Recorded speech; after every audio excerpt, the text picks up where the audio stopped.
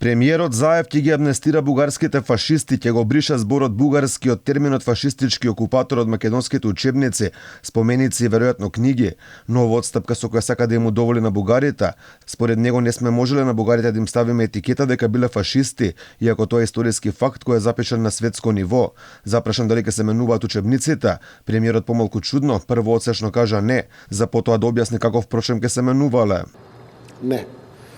Се зборува за термини каде што стои називот на пријателската нација, тоа Бугарија, поврзана со фашистички окупатор.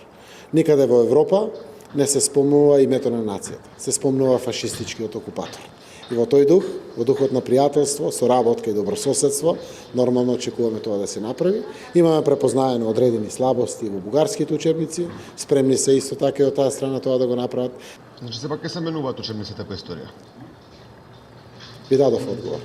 Обелоденувањето на оваа нова отстапка дојде само денот како бугарскиот претседател Румен Радев, по средбата со еврокомесарот Оливер Вархеј во Софија, излезе со нова канонада на критики кон Македонија, дека не го почитувала договорот за добрососедство, но и дека не направила ништо за да го спречи наводниот говор на омраза кон нив. Радев кажа дека веќе не верува во ветувањата на македонските власти и бара правно обврзувачки документи. Најзаинтересирана да ги види своите соседи во Европската унија, но и за тоа е потребно целосно почитување на копенхашките критериуми за членство на Македонија, особено почитување на човековите права и принципите на добрососедство, кои се во срцето на европската соработка.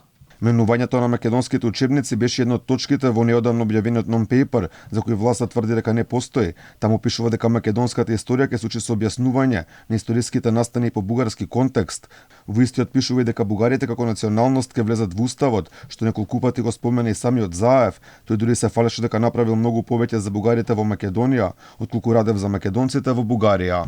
Зоран Заев се појавил на манифестации и здруженија од бугарските здруженија многу повеќе во последните години отколку од македонски здруженија или албански или турски здруженија.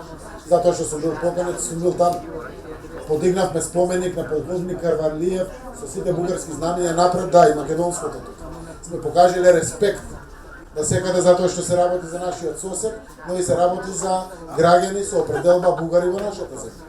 И ние немаме проблем со тоа. Македонија веќе ги менуваше своите историски учебници, откако беше потпишан договорот од Преспа, со кој државата го промени своето име, и тоа по спроведување на неуспешен референдум.